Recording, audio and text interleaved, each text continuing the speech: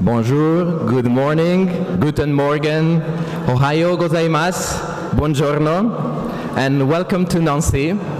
For those who don't know me yet, I am Lorenzo Kihlgren Grandi. I am the director of the City Diplomacy Lab, and I have the pleasure of serving as scientific coordinator for this summit.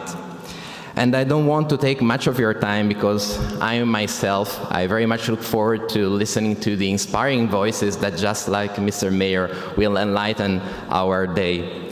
But just let me tell you, that is a particular emotion for me to be here with you today in a day where we celebrate this recognition of Urban7 as an official stakeholder engagement group of the G7 process.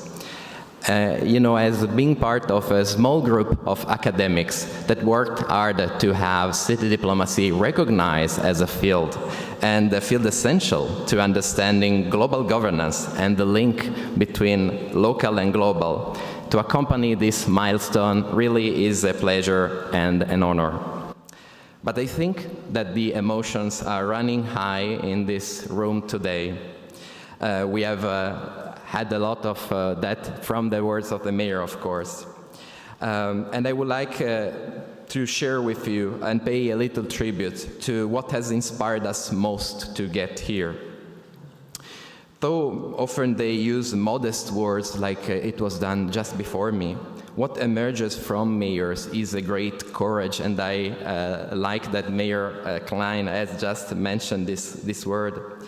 For a mayor like those gathered here, to practice city diplomacy means to embody a message that international relations are not destined to be a place of hatred, division, fear, and threats, as too much sad news, unfortunately, seems to suggest lately, but rather a synthesis and a driving force for the positive energies that emerge in your cities and in cities all over the world to build a better present and a better future.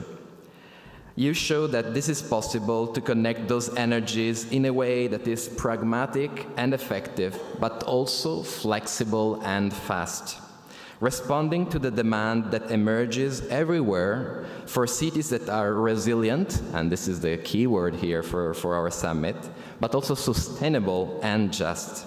And so, thank you. Thank you for offering us a perspective that gives us hope.